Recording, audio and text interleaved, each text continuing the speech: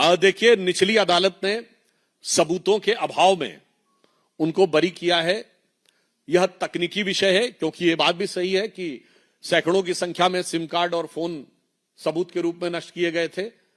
अब वो किस भाव से वो सबूत नष्ट किए गए थे, उस कारण से सबूतों का क्या अभाव उत्पन्न हुआ है, इस विषय को लेकर जो भी होगा, सीबीआई एक टेक्निकल इशू है, इस पे अगला स्टेप उठाएगी, वो हाई कोर्ट में जाते हैं या क्या होता है। जहां तक पार्टी का संदर्भ है, इस पूरे डिटेल के आने के बाद वह इस पर स्ट्रक्चर्ड रिप्लाई देगी।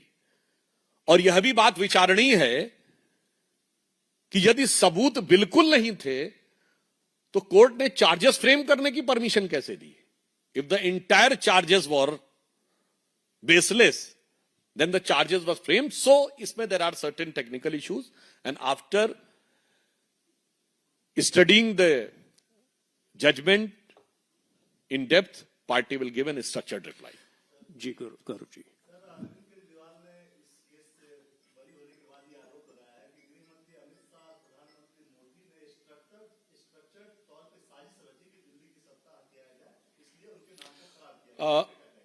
मुझे लगता है कि अरविंद केजरीवाल जी यदि राजनीतिक आरोप लगा रहे हैं तो वो भारत के राजनीतिक इतिहास के बहुत अभूतपूर्व लोगों में से एक हैं।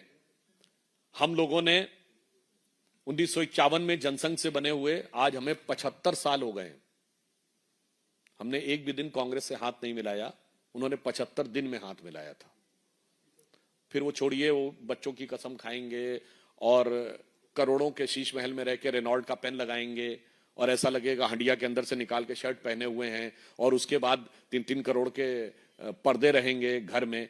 वो सारी बातें अपनी जगह हैं, परंतु जहां तक इसकी बात है तो देश की जनता ने, और वो भारत के इतिहास के ऐसे इकलौते नेता रहे हैं जो सर्वोच्च न्यायालय में आरोप लगाने के बाद माफी मांग चुके हैं।